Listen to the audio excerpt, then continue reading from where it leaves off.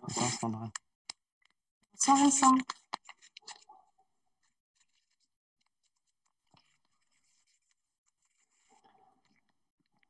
Alors, qui est déjà connecté?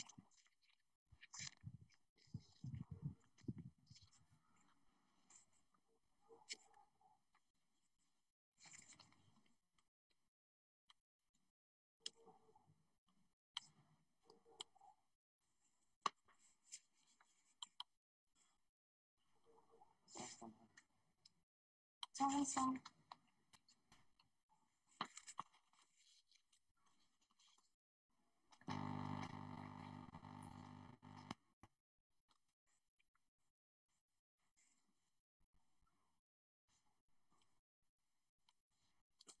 D'habitude, on va attendre un petit peu que les gens arrivent.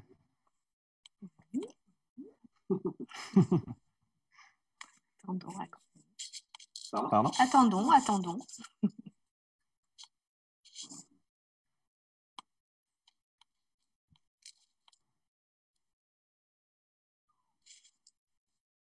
Je vais en profiter pour rappeler ce qu'un conjario. Une bonne idée.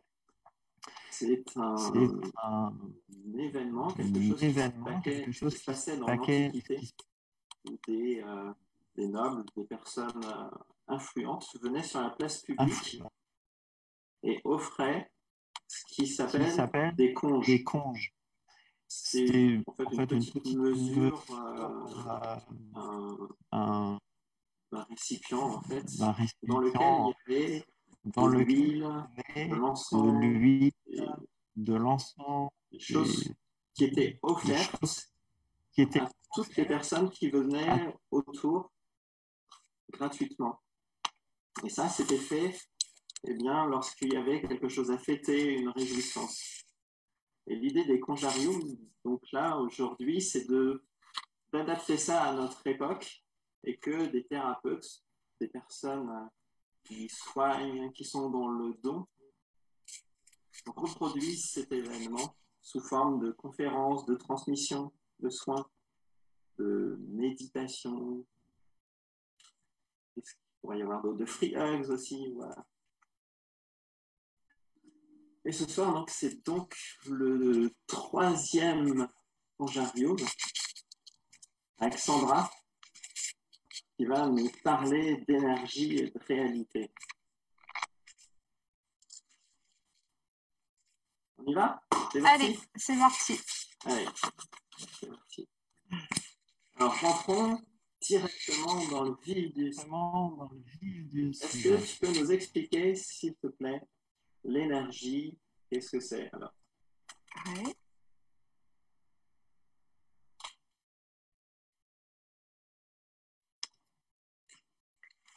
Bonsoir à tous. Allez, c'est parti.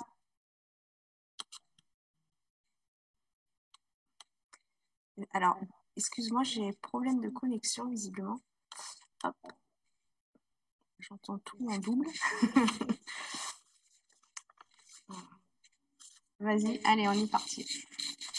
Donc l'énergie, c'est ça. Parce que c'était la question. Ouais.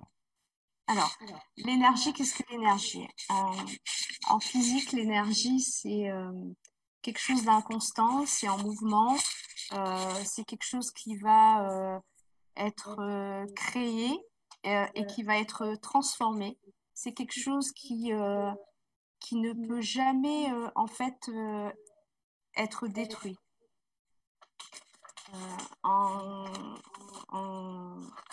En physique, ça va être calculé en joules. En énergétique, en soins énergétiques, cette énergie, c'est quelque chose qui va être ressenti de manière très subtile. Alors, ou avec des instruments ou avec les mains en fonction des pratiques. Et ça représente plus, on va dire, l'énergie libre qui était évoquée par Einstein et Tesla à l'époque des années 1900 et quelques. Voilà. Je dis toujours que l'énergie, c'est quelque chose qui n'est pas visible à l'œil nu, que c'est quelque chose qui n'est pas palpable au toucher, mais c'est quelque chose qui est une réalité pour tout le monde parce que même si on ne peut pas la voir et qu'on ne peut pas la toucher, on peut évaluer en fait les conséquences de cette énergie et personne ne doute de l'existence de l'énergie en termes d'électricité, en termes de chaleur et en énergétique c'est pareil. Ça existe, c'est pas parce qu'on le voit pas et que tout le monde ne peut pas le voir et que tout le monde ne peut pas le toucher que ça existe pas, ça existe réellement. Donc c'est quelque chose de concret qui peut vraiment mesurer l'énergie vraiment en nous. Alors oui, c'est quelque chose de concret. On peut mesurer l'énergie. L'énergie, en fait, c'est je crois que c'est toujours Einstein et Tesla qui parlaient à l'époque d'éther. Ils ont mis en évidence l'éther et l'éther, en fait, c'est l'énergie vitale. C'est l'énergie vitale donc, qui est en tout, que ce soit inscrite en toute chose, que ce soit des êtres vivants ou de la matière, comme on dit dans les arts, des comment on dit ça, des natures mortes, voilà. Quelque chose qu'on a l'impression qui n'est pas vivant. Tout est vivant, tout dégage de l'énergie parce que c'est inscrit dans la matière. Et ça, en fait, c'est Einstein qui l'a défini dans sa formule E égale mc2. E, ça identifie, en fait, ça définit l'énergie. Le M, c'est la masse en termes d'information. Et c'est là où on va faire le lien avec l'énergétique, le monde des soins énergétiques. Donc la masse, ça va être l'information qui est attribuée à cette énergie et c'est multiplié par la vitesse de la lumière au carré. Le C donc, représente la vitesse de la lumière au carré. Et ça, c'est la rapidité par laquelle l'information est transmise et par laquelle l'information est générée également. Donc, ça, c'est l'énergie. Alors, tout à l'heure, tu as parlé d'éther. Est-ce que tu peux nous expliquer ce que c'est que le corps éthérique? Alors, le corps éthérique, c'est pas nouveau, hein, c'est toujours pareil, hein, c'est des choses qui existent il y a des milliers d'années. Alors, c'est vrai que à la suite, enfin, au 19e siècle, à la suite du siècle des Lumières, en fait, c'est là où il y a eu beaucoup d'avancées en termes de physique, en termes d'économie, tout ça, et de physique, de quantique. Et c'est là où tout a été mis en évidence dans les années 1900, 1950. Et c'est toujours, voilà, toujours Einstein et Tesla qui ont été un peu les précurseurs. Alors, il y en a d'autres, hein, et on va dire les plus connus. Et pour ne nommer que, l'éther, je vous ai dit, c'est cette substance subtile qui est distincte de la matière. Elle est fournie ou elle est transmise à travers les différents corps. Et les corps éthériques, en fait, le corps éthérique, parce qu'il n'y en a qu'un, il y a plusieurs corps subtils, mais il y a un corps éthérique.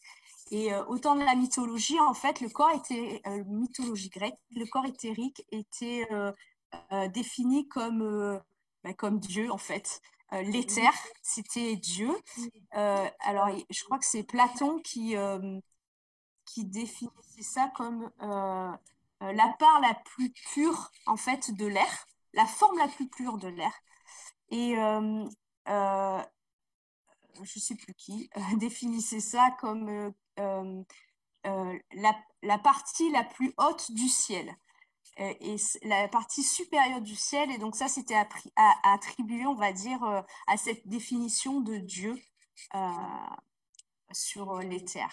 Le corps éthérique, qui fait partie des différents corps subtils dont on est formé, c'est le corps qui est rattaché au chakra sacré.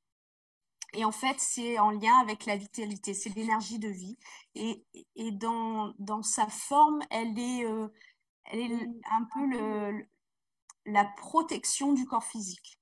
C'est le seul corps, en fait, qui prend sa racine au même endroit que le corps physique et qui se superpose.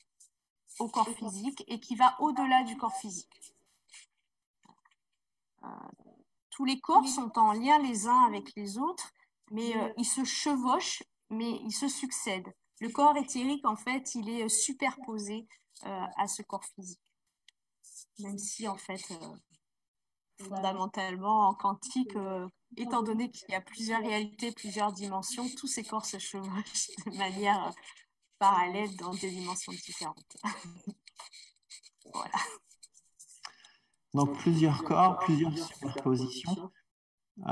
Comment finalement on pourrait définir notre être alors? Notre être. Alors, là, je vais parler de la bioénergétique. La bioénergétique, alors physiquement, c'est cette partie de la physique, de la biologie qui étudie l'énergie et les flux énergétiques dans les êtres vivants. En termes de soins énergétiques, c'est exactement la même chose en fait. On l'étudie de manière différente parce qu'on n'utilise pas les mêmes outils que dans le monde scientifique ou médical, on va dire plus. Par contre, on l'étudie de la même manière. Et la bioénergétique, c'est Freud et un ami à lui, Reich, je crois qu'il s'appelait, qui ont mis en évidence en fait l'énergie libre. Et pour eux, ils définissaient ça comme le lien entre le corps, l'âme et l'être, l'esprit. Et dans l'esprit, ils mettaient tout ce que l'on peut générer. Donc, c'est ce mélange de flux et l'étude de ces flux dans son équilibre et son harmonie. Et la coïncidence avec, on va dire, les différentes fonctions que l'on peut avoir sur le corps physique, sur le mental, sur l'émotionnel et aussi lié à l'environnement. Alors c'est vrai que Freud et Reich, en fait, ils avaient déterminé ça par rapport à des études sur le côté psychologique, puisqu'ils étaient axés essentiellement dans ce domaine-là. Et c'est eux qui ont mis en lien, en fait, cet aspect psychologique avec le corps et le physique, parce qu'ils se sont aperçus, en faisant des études sur la fibre musculaire, que le fait de faire du sport ou de s'occuper dans une activité, ça permettait de libérer l'esprit et du coup l'énergie se libérait et ça permettait d'apaiser des souffrances psychologiques comme des pathologies, dans les pathologies psychiatriques. Et tout ça, en fait, du coup, ça prouve le lien avec les différents corps subtils dont on entend parler de plus en plus régulièrement. J'ai déjà entendu cette expression. Qu'est-ce que tu en penses du fait qu'on puisse dire que nous sommes des êtres divins? Oui. Oui, moi aussi j'ai déjà entendu cette expression, puisque il y a 3 jours, lorsqu'on a fait les villages des thérapeutes, c'est exactement ce que j'ai dit dans l'une de mes conférences. Nous sommes des êtres divins, c'est dans notre essence, c'est notre quintessence en fait. C'est-à-dire que moi je suis entièrement d'accord là-dessus, puisque je pense que je pense pas, ça a été prouvé scientifiquement, c'est que les cellules sont créées à l'origine, donc dans le monde énergétique, on appelle ça comment dire, je sais pas comment expliquer ça,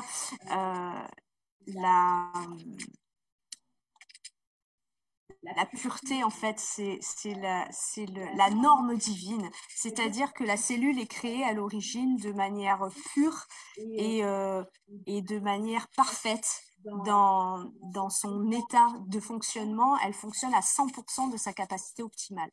Ce qui permet, en fait, de conserver des cellules dans cet état d'être, c'est l'énergie d'amour. Voilà. Parce que énergétiquement, l'énergie d'amour est quelque chose qui est le plus pur, le plus fort et le plus générateur d'énergie, quoi. Voilà. Et du coup, oui, je pense que, nous sommes tous des êtres divins. Et lorsque l'on arrive à retrouver cette part de divinité en nous, je pense qu'on atteint l'état d'être, de plénitude. C'est aussi être comblé, être soi-même et arriver à s'adapter au mieux avec ce monde qui nous entoure, la réalité du moment, notre quotidien et l'état de santé parfaite dans lequel nous devrions tous être. Alors, tu viens de parler d'amour. Oui. Est-ce que ça se mesure?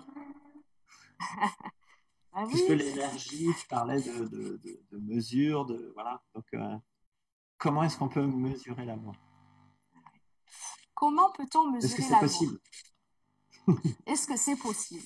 Je sais pas. Je pense que la réponse, je la connais. Tout le monde doit la connaître. Déjà, on arrive à mesurer la manière dont on nous transmet l'amour à travers les actes, à travers les gestes de chacun, à travers les paroles, à travers les regards. On va dire l'amour avec un grand A. Quand moi, la question que tu me poses, je considère l'amour comme l'amour inconditionnel. Je ne parle pas du sentiment amoureux. Bien sûr. Donc déjà, ça peut se mesurer dans une réalité par rapport au comportement les uns des autres et l'interaction les uns des autres. Ça, c'est une chose. En physique, tout est énergie. Donc, tout est énergie, tout peut se mesurer. Aujourd'hui, avec l'avancée de la science, effectivement, on a plein de machines différentes qui permettent de mesurer de manière différente les différentes fréquences sur lesquelles se développent que ce soit les émotions, que ce soit l'activité électrique ou électromagnétique, comme par exemple le cœur, que ce soit cette transmission électrique au niveau du cerveau. Au niveau des énergies, c'est pareil. Et d'ailleurs, ça fait aussi partie des pratiques énergétiques à travers les sons, ou la musique, ou les chants, parce que ces sons sont émis à des fréquences, on va dire, subtiles et qui permettent justement de dire, étant donné qu'elles ont des qualités de guérison, voire même parfois miraculeuses, on considère ces fréquences énergétiques sacrées. Et c'est souvent associé à l'amour. Par rapport aux ondes de fréquence d'émission, fréquence d'émission, l'amour, je crois, si je ne me trompe pas, c'est 528 Hertz ou voilà, c'est vraiment des fréquences très très très basses, très subtiles. Et c'est là où vous trouvez toutes ces musiques ou des chants justement où vous avez, parce que maintenant on trouve un peu tout sur YouTube ou autre, et avec ces fréquences qui sont déterminées. Donc chaque fréquence a, on va dire, une action plus ciblée en fonction de... Mais c'est toujours lié à cet amour inconditionnel, cet amour divin de la perfection. Et est-ce qu'on peut associer à ça les travaux qui ont été faits sur la mémoire de l'eau, où on voit quelqu'un qui fait des expériences de cristallisation? Oui, tout à fait. C'est un scientifique japonais. Voilà, Mosato, je crois que c'est Mosato. Enfin bref, oui, il a prouvé scientifiquement. Alors l'intérêt, c'est que maintenant la science s'intéresse à tout ce monde, on va dire invisible, et arrive. Alors même si ça fait des millénaires que on sait dans des pratiques spirituelles, religieuses ou autres, dans les pratiques chamaniques ou autres, on sait que tout ça c'est une réalité, même si on ne l'aperçoit pas aujourd'hui. La science le prouve. Donc c'est vraiment, moi je leur dis merci parce que toutes les personnes qui exercent comme moi dans ce monde énergétique, ils nous prouvent à chacun que ça existe et que c'est pas de la supercherie, parce que les gens ont parfois des réticences ou des peurs. Et du coup, ils se disent, oh, ben, c'est du n'importe quoi, ça n'existe pas, ça ne peut pas marcher. Et moi, la première. Parce que moi, la première, j'ai demandé à chaque fois, enfin, j'ai été convaincue quand j'ai eu la preuve personnelle que effectivement, ça pouvait créer des guérisons assez miraculeuses. Et donc, c'est vrai que cette fréquence d'amour, elle a été scientifiquement prouvée par ce japonais. Et la structure, en fait, de la molécule d'eau, donc là, on est vraiment comme dans l'ADN chez nous, enfin, dans le corps humain, dans la structure des cellules, en fait, était modifiée en fonction des mots, des pensées qui étaient générées. Donc, ça prouve aussi, d'une part, que tout ce que l'on peut entendre et tout ce que l'on peut percevoir de notre environnement, on y est sensible et que ça peut modifier notre structure. Et ça, c'est l'épigénétique aussi maintenant qui fait une partie de la biologie qui a prouvé que l'ADN pouvait être modifié par son environnement et pas que par ce qui se passe à l'intérieur. Ça, c'est la première chose, mais ça prouve l'expérience de l'eau montre aussi que les mots, les paroles et la fréquence sur laquelle on va dire les mots va avoir un impact direct sur l'énergie positive ou négative, on va dire, lumineuse ou obscure, je ne sais pas, on utilise les termes que l'on veut, sur les choses. Donc, c'est un peu l'effet papillon, c'est-à-dire que tout a une cause sur ce qui nous entoure et a un effet sur notre environnement et sur le monde réel qui nous entoure. On a vu aussi des expériences comme ça aujourd'hui sur les plantes ou sur le riz où d'un côté on avait du riz qui avait été cuit avec, on disait conservé avec des mots d'amour et un autre conservé et on lui disait que des mots désagréables et insultants et ce dernier moisissait alors que l'autre était conservé de manière beaucoup plus longue. Donc ouais, l'amour se mesure aussi comme ça. Tout à l'heure, tu as employé le terme d'ADN. Est-ce que tu peux nous expliquer un peu plus en nous parlant des ondes scalaires? Oui. Alors, les ondes scalaires, oui. Je peux le faire. Les ondes scalaires, ce sont en fait des fréquences qui ont été déterminées aussi il y a très longtemps. Ce sont des fréquences en fait qui ont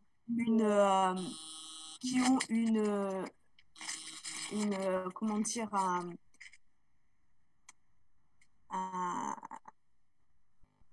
par rapport aux machines qui nous permettent de les mettre en évidence, on a remarqué que la structure de l'onde scalaire était différente que la fréquence électrique ou électromagnétique qui s'exprime de manière linéaire.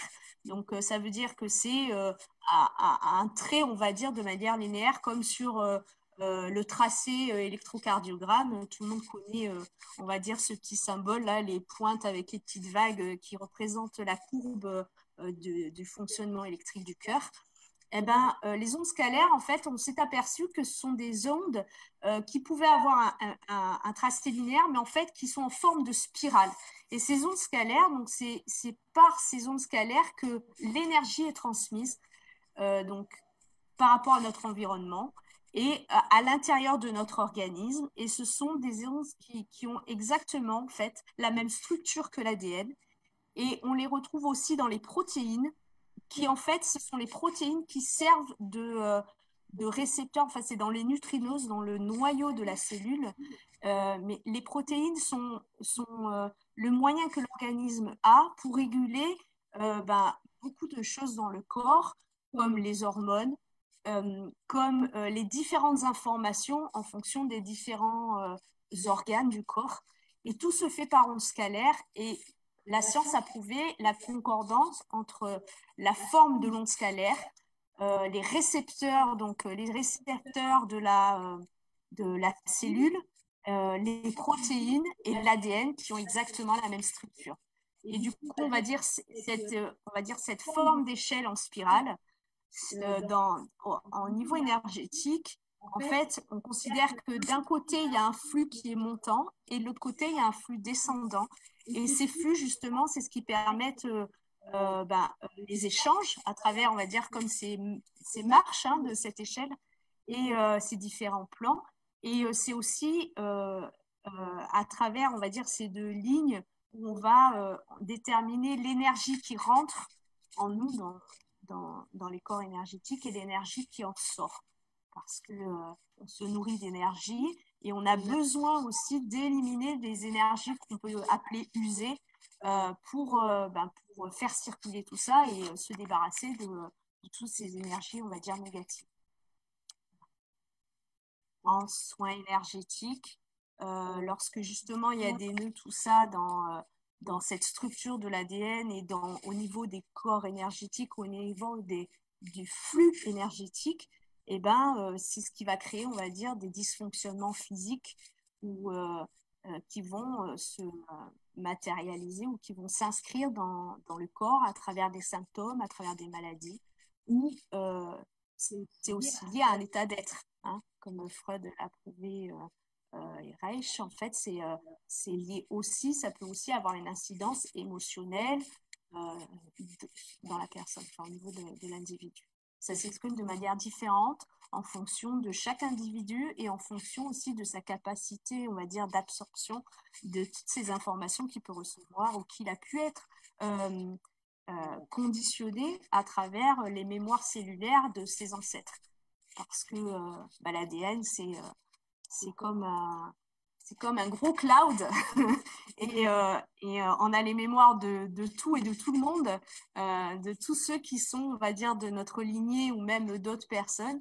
Et du coup, selon les mémoires, elles prennent beaucoup de place et parfois elles ne sont pas forcément positives ou alors elles sont erronées ou alors ce sont liées à des fausses croyances. Et donc, tout ça, ça se nettoie, ça se travaille en soins énergétiques. Ça se fait. Enfin, moi, je le fais. Avant d'aborder ta pratique et reparler de la bioénergétique, du quantique, moi, j'ai quand même encore une question pour préciser tout ça.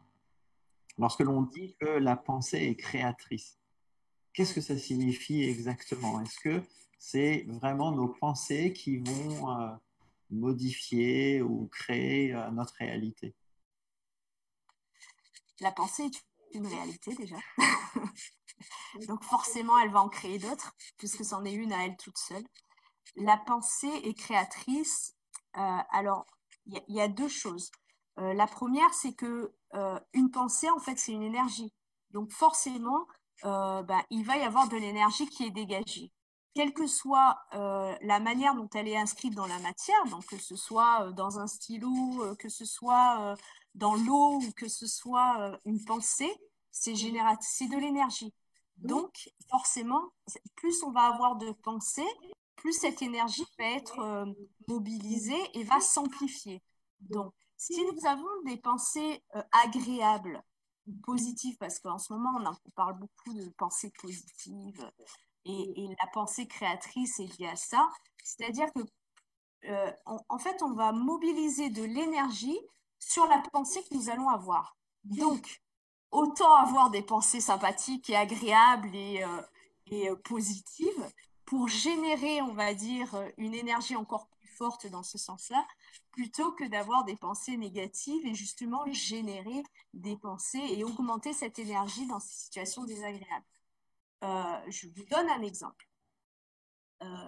Quelqu'un qui ne va pas avoir confiance en lui, il va se dire, par exemple, non, moi, je ne vais pas faire ça parce que de toute façon, j'y arriverai jamais. Il dit, essaye. Donc, non, mais de toute façon, je sais que ça ne marchera pas. Pourquoi? Parce que à ce moment-là, la pensée est dévalorisante pour la personne. Et donc, il va générer de l'énergie dans cette dévalorisation. Il va quand même se laisser persuader, il va faire l'expérience et en fait, il va échouer. Et qu'est-ce qu'il va dire? Tu vois, je te l'avais dit, j'y arriverai pas. Tu vois, je me suis plantée. Mais énergétiquement, c'est d'une logique imparable. C'est-à-dire que plus on va stimuler cette énergie, plus on va fixer sa pensée ou cette énergie, plus on va l'augmenter. Donc, plus on va l'augmenter, plus elle va prendre de la place et plus elle va augmenter en vibration et plus elle va s'inscrire dans la matière. Et c'est aussi dans ce sens-là que la pensée est créatrice, c'est-à-dire que plus on va augmenter les pensées sur un objectif, par exemple, positif, et plus, en fait, cette énergie va augmenter sa fréquence vibratoire et plus elle va s'inscrire dans la matière. Donc, ça va devenir une réalité pour la personne. Très bien, merci. Donc, parlons maintenant de tes soins, de ce que tu pratiques. Donc, tu fais de la bioénergétique quantique. Tu exerces près de Toulon, à la Seine exactement. Explique-nous, la bioénergétique. Oui, j'exerce à la Seine et aux environs de Toulon. Alors, la bioénergétique, alors je précise moi dans mes soins quantiques, parce que comme j'ai expliqué tout à l'heure, la bioénergétique, donc c'est l'étude des flux, donc dans le médical, c'est tout ce qui est homéostasie, tout ce qui est équilibre thermorégulateur, l'alimentation, tout ça. Et l'énergie en fait qui est générée par ça. Moi, au niveau énergétique, je fonctionne exactement de la même manière, c'est-à-dire que je travaille sur tous ces flux énergétiques à des niveaux différents parce que je me contente pas de travailler sur le corps physique, alors que la bioénergétique en termes médicaux, enfin, dans le sens où je vous l'ai expliqué là, c'est uniquement au niveau du corps physique. Donc, je précise quantique parce que la bioénergétique est une partie des soins énergétiques qui se fait beaucoup par donc l'étude de ces différents corps énergétiques dont on est composé. Et il y en a 7 principaux. Et en fait, on sait qu'il y en a 12 parce qu'il y a des corps, on va dire, divins. Et la bioénergétique, en fait, souvent, on l'évalue avec des outils. Alors, par exemple, le pendu, avec des planches, on va dire, de test. Donc là, ça va être en unité bovis, pardon, que ça va être déterminé. On peut l'utiliser avec des instruments comme l'électrocardiogramme, hein, on utilise une machine pour avoir, ou un scope, on utilise une machine pour avoir le tracé électrique du cœur ou électromagnétique du cœur. Et bien là, ça va être pareil, en fait, il y a des machines qui sont conçues pour justement évaluer ces différents corps et leur état de fonctionnement, s'ils fonctionnent à 100%, à 15%, et qui permettent aussi à travers des fréquences, donc ça marche toujours par résonance de fréquences, qui vont rééquilibrer ces corps. Alors moi, je précise quantique parce que j'ai fait le choix de développer en fait cette étude des flux énergétiques dans l'être avec comme seul outil, on va dire, mes mains, ma perception des choses et la connexion que je peux avoir avec ce divin qui permet, alors, le divin est en nous et c'est aussi dans l'univers. Là, comme je dis, on est tous connectés, le divin, c'est l'univers, la terre, c'est nous. Et il y en a qui l'appellent la source aussi, il y en a qui l'appellent Dieu, enfin, peu importe, mais c'est cette énergie supérieure. Et à force de travailler avec l'énergie, en fait, on développe notre potentiel, on développe notre capacité, on va développer de la clairaudience, on va développer de la clairvoyance, on va développer, on va dire, notre perception des choses de manière plus subtile. De manière très simple, tout le monde a ça en lui, ne serait-ce que par ce qu'on appelle le sixième sens, l'intuition, etc. Lorsqu'on travaille ça, c'est comme tout, on le développe. Et j'ai fait le choix de travailler sans instrument parce que, en tant qu'infirmière de formation, j'ai l'opportunité de travailler dans le milieu médical grâce à une association ASOCAP 83. Et j'interviens dans un service d'oncologie, dans un service d'hospitalisation auprès des personnes donc, qui ont des cancers. Et comme je suis infirmière, j'ai vraiment le privilège, parce que je suis la seule dans cet établissement à pouvoir le faire, intervenir comme énergéticienne auprès des patients pour des soins énergétiques dans un service médical. Alors là, ça se fait en termes de bénévolat via une association. mon objectif est réellement d'allier ces deux mondes parce que je pense que c'est très complémentaire et qu'on peut soigner encore mieux en alliant toutes les facettes de l'être, en fait. Et du coup, mon objectif, c'est vraiment de pouvoir développer les soins énergétiques dans le milieu médical et dans différents services. Ça se fait de plus en plus chez les enfants, à travers l'hypnose aussi. Ça se fait de plus en plus chez les brûlés, parce qu'avec le barrage du feu, c'est vrai que le barrage du feu, je l'utilise aussi, hein, parce que je l'utilise aussi quand je fais des soins ou quand je vais dans ces services-là. Et j'espère que j'aurai l'opportunité d'intervenir dans d'autres services de manière, on va dire,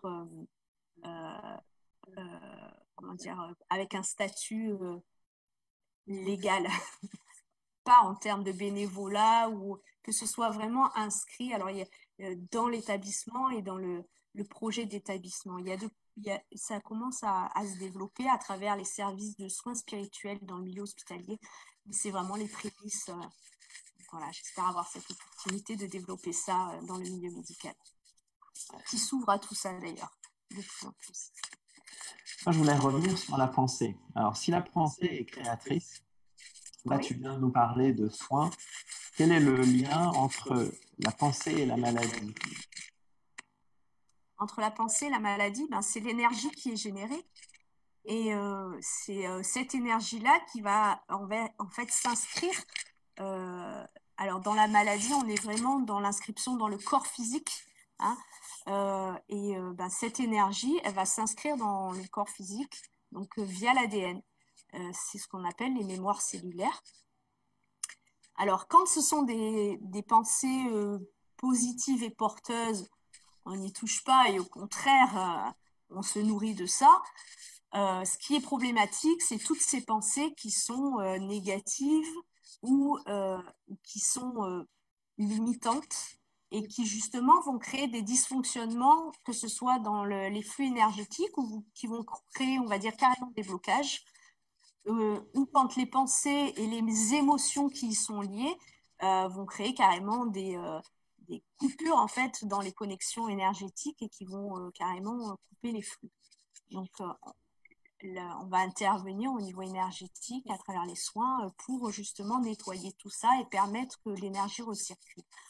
Et la pensée, elle va générer cette énergie et s'inscrire dans le corps, toujours en lien avec l'émotion qui est rattachée, parce que ce n'est pas la pensée qui va inscrire ça dans le corps et qui va poser problème, en fait, de manière négative, c'est l'émotion qui est liée à cette pensée. Le cerveau ne fait pas la différence entre ce que l'on vit de manière concrète dans la matière et ce que l'on imagine. C'est pour ça que la pensée est créatrice, parce qu'il suffit de se mettre dans l'état émotionnel que j'ai suffisamment d'argent, par exemple, pour vivre confortablement. Et lorsqu'on pense ça, on a vraiment l'émotion qui est liée au fait que je me sente confortable et parce que j'ai assez d'argent. En fait, cette émotion va générer une énergie supplémentaire qui va amplifier l'énergie de la pensée et qui va permettre de l'inscrire dans la matière. Donc, c'est aussi dans ce sens-là que la pensée, via l'émotion, va s'inscrire dans le corps. Et si elles sont négatives et pesantes, ces mémoires, en fait, vont rester gravées en nous. Il a été prouvé scientifiquement que les gens qui ont subi des traumatismes, comme par exemple des viols ou des attentats ou les soldats, par exemple, ces mémoires modifiaient la structure de l'ADN. Donc ça prouve bien que cette énergie, elle est réelle et qu'elle crée des transformations à l'intérieur de notre corps. Et donc, quand on n'arrive pas à exprimer cette souffrance, le corps le fait pour nous à travers les symptômes, la maladie. Mais alors, qu'est-ce qui s'est passé? Qu'est-ce qui nous a coupé de cet être divin, de ce pouvoir d'auto-guérison? Qu'est-ce qui nous a coupé? C'est le mental. Le fameux. C'est le mental. C'est ce cerveau gauche, c'est le mental. Au départ, en fait, aujourd'hui, notre cerveau a pris le contrôle. Voilà. Au départ, on fonctionnait en fait avec notre cœur. C'est ce qui nous permet de prendre de la distance, on va dire, mais c'est aussi ce qui nous permet de trouver les justes choses en fait, ou les choses qui sont justes pour nous. Le cerveau, il va travailler en permanence à travers les pensées parce qu'on a des milliers de pensées à la seconde. Et en fait, le cerveau ne fonctionne que par le souvenir.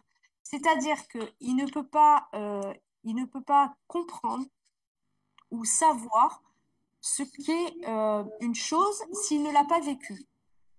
Donc, notre cerveau ne fonctionne que par rapport aux souvenirs. Ces souvenirs, en fait, ils sont générés par rapport aux émotions qu'ils ont laissées, les traces qu'ils ont laissées en nous. Un exemple, j'ai fait un saut à l'élastique, j'ai adoré ça, je vais vouloir le refaire parce que j'ai eu cette expérience. J'ai jamais fait de saut à l'élastique, j'ai vraiment envie d'essayer, mais j'ai quand même un peu la trouille parce que c'est l'inconnu. Et donc, à un moment donné, notre cerveau, il va dire, attends, on va monter, le cœur, il va commencer à battre à 100 à l'heure, et on va avoir des pensées du genre, t'es sûr que tu vas le faire là quand même? T'as envie de le faire, mais t'as les jambes qui tremblent, t'as les mains qui tremblent, Non. En fait, pourquoi? Parce que ce cerveau, il ne sait pas ce que c'est, et il a peur, en fait, de l'inconnu. Et c'est souvent lié aussi à ce qu'on appelle sortir de cette zone de confort, qui pour moi n'existe pas. Mais du coup, c'est aussi voilà, arriver à rééduquer notre cerveau et laisser parler notre cœur.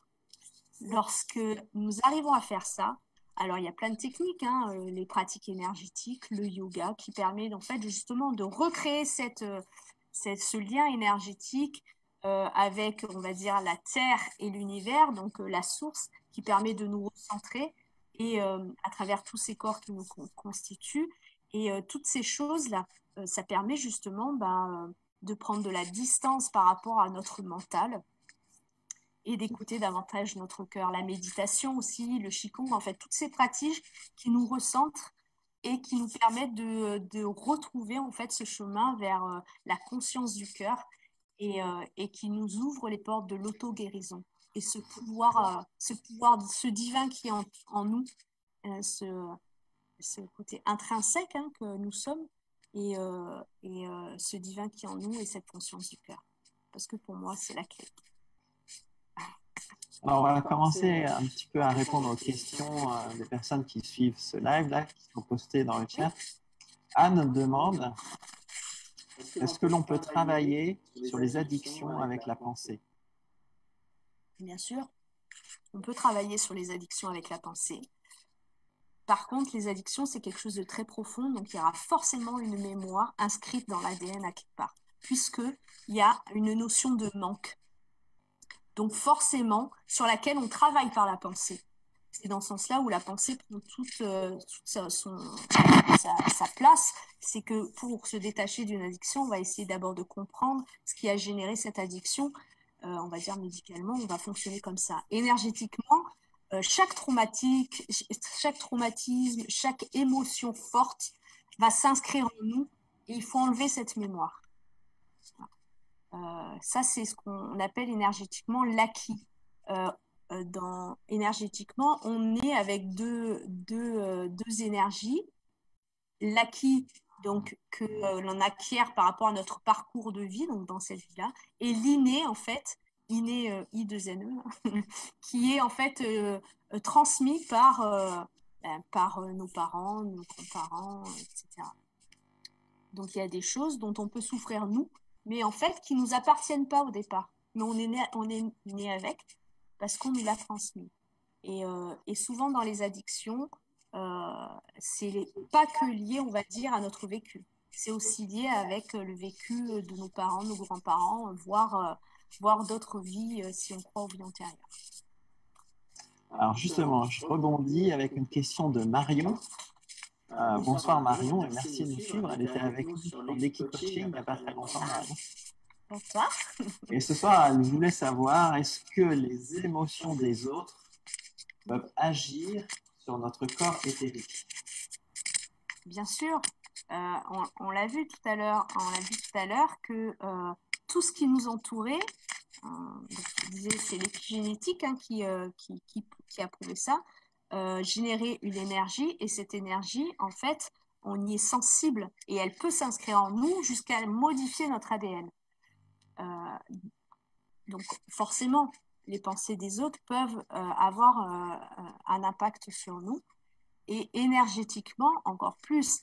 C'est-à-dire que lorsque vous êtes dans une assemblée, que vous voyez une personne qui semble triste, qui semble renfermée, et que vous avez d'autres personnes avec des personnes qui sont vertes, qui sont souriantes, ben, selon votre état d'être, vous allez plus vous tourner vers une personne qui est souriante parce que ou vous êtes plus dans cette énergie, ou parce que vous avez plus besoin de ça à ce moment-là, ou vers une personne qui est plus triste parce que ça correspond à la fréquence énergétique dans laquelle vous vous situez, et que du coup, vous allez rentrer en résonance avec cette personne, et donc vous allez vous tourner vers cette personne triste ou réservée parce que vous-même, vous êtes triste ou réservé.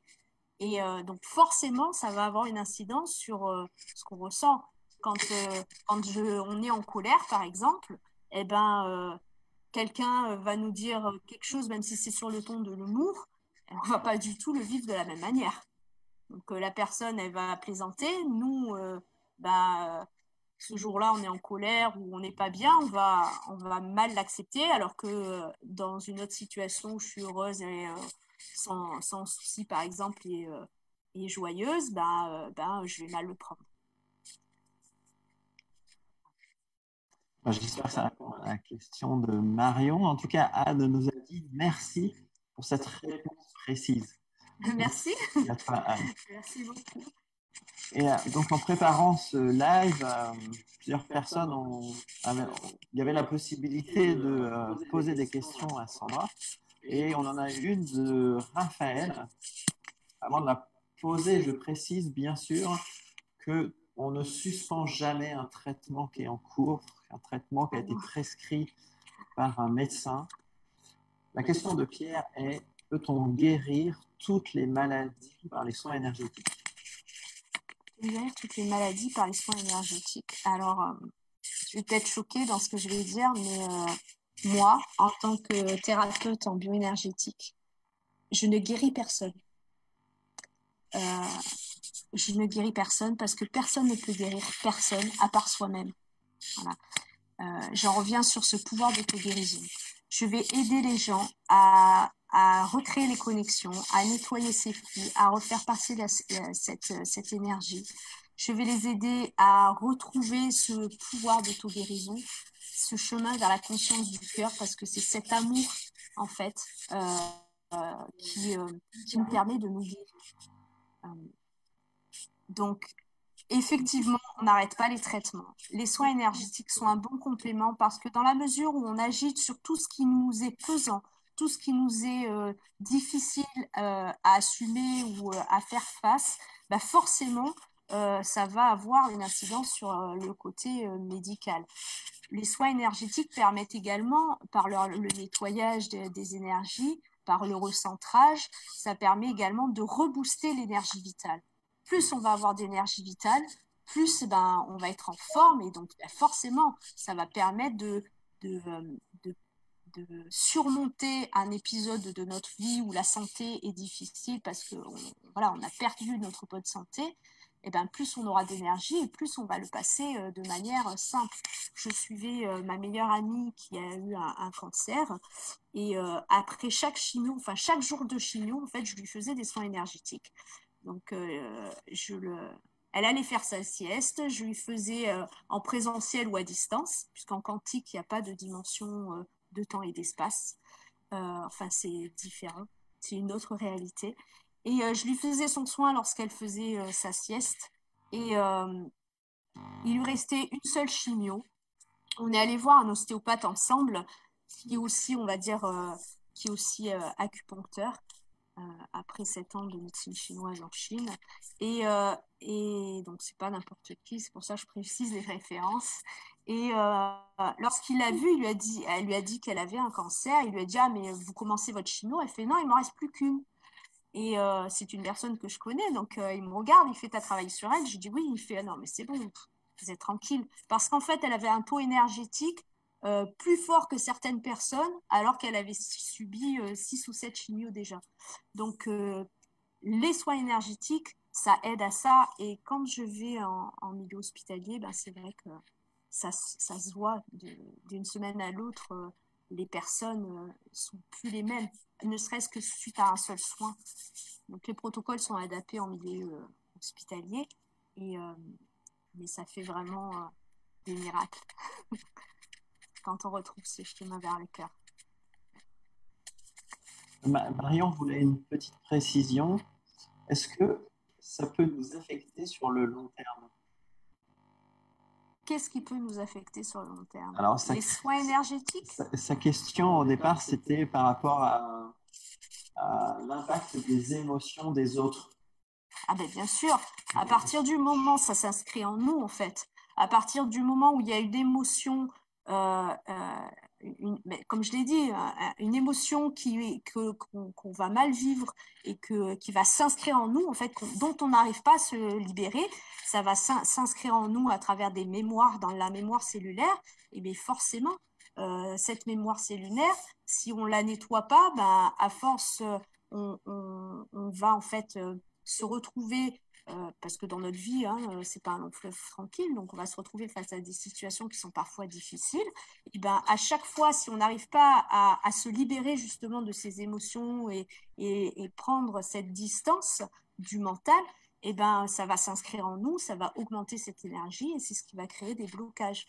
Donc effectivement, à un moment donné, ben, c'est pour ça qu'il y a des maladies qui, par exemple, 2-3 ans, en général, les cancers, c'est toujours 2-3 ans, voire 4 ans après un événement particulier, émotionnel, toujours lié à l'émotionnel, que le cancer va se développer.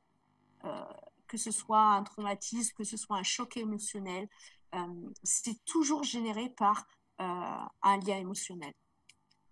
Donc oui, si on n'arrive pas à se libérer de ces émotions, ben, ça crée des blocages. Et ça peut s'exprimer par la maladie ou des symptômes. J'espère que j'ai répondu. Oui, elle a dit merci. Bon, ça va. Merci pour ces questions. La vie n'est pas un long fleuve tranquille, c'est aussi peut-être simplement juste une pensée, une des réalités.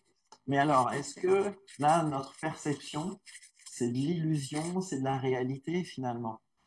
On est où? On est où? Ah, très bonne question. On est là où on a envie d'être, dans notre réalité ou dans celle des autres, peu importe. La réalité est une réalité. La réalité est propre à chacun aussi, parce que justement, elle est liée à notre perception et elle est liée à ce que nous sommes. Ça dépend aussi de la manière dont on a travaillé justement sur nous-mêmes, sur ce cheminement vers cette conscience du cœur. Plus on est proche, on va dire, de la source, de ce côté divin de notre être, plus on arrive à se libérer de tout ça. Et plus on a accès à des réalités différentes. En physique quantique, en fait, la loi de la relativité, c'est la loi de l'inconstance, pardon, c'est que, eh ben, en fait, on ne peut pas être sûr que une chose n'est que là. Et d'ailleurs, ils sont sûrs qu'une chose n'est pas que là. Ça est partout, c'est partout. Et par exemple, ils expliquent ça sur le fait, si par exemple on prend un verre de couleur et qu'on met de la lumière dessus, cette lumière va être en fait projetée ailleurs, par exemple sur une table, ou il va y avoir le reflet de cette lumière à différents niveaux autour de ce verre. Donc, la loi de l'inconstance, elle est prouvée comme ça en disant, bah, si cette lumière peut se refléter à travers le verre, ça veut dire qu'il y a une autre réalité. Donc, la réalité, en fait, elle est déjà propre à chaque individu parce qu'elle correspond à sa manière de vivre les choses et à ce dont elle vit, que ce soit à travers le cœur ou à travers le mental, mais c'est une réalité. Ensuite, il y a la réalité individuelle et la réalité collective. Un exemple, je vais vous donner un exemple. Ce confinement, avec ce Covid, ma réalité du confinement n'a pas été celle de la majorité des gens, peut-être, parce que En tant qu'infirmière, je n'ai pas été confinée 24 heures sur 24 à la maison, isolée de tout le monde. Par contre, le confinement, moi, dans ma réalité, c'était du bonheur. Parce que être obligée de rester à la maison quand je ne travaillais pas, ben c'est pas quelque chose que je m'accorde souvent. Donc, cette réalité était un pur bonheur pour moi. Par contre, le confinement, pour d'autres personnes qui ont l'habitude de sortir et qui étaient enfermées à la maison, ben, ça a été une réalité complètement différente. Et ça ne veut pas dire que ça n'a pas existé. Elle est réelle pour tout le monde. Mais nous la vivons différemment parce que notre perception et notre vision des choses est différente. Alors, puisque tu as abordé le sujet, j'ai une question qui me brûle les lèvres. Ce virus, illusion ou réalité? Je pense que là, du coup, la réponse, vous l'avez. C'est une réalité pour chacun. C'est une réalité pour chacun. C'est une réalité pour la conscience collective. On a tous vécu, on a tous entendu parler de ce virus. La réalité individuelle appartient à chacun. Je ne sais pas ce que toi, tu as pu y mettre derrière comme réalité sous ce mot, en fait, ou sous ce terme Covid ou Covid-19. Et chacun y a mis sa réalité. Et la perception dont on en a. Donc, bien sûr que c'est une réalité. C'est une réalité pour chacun et une réalité pour tous.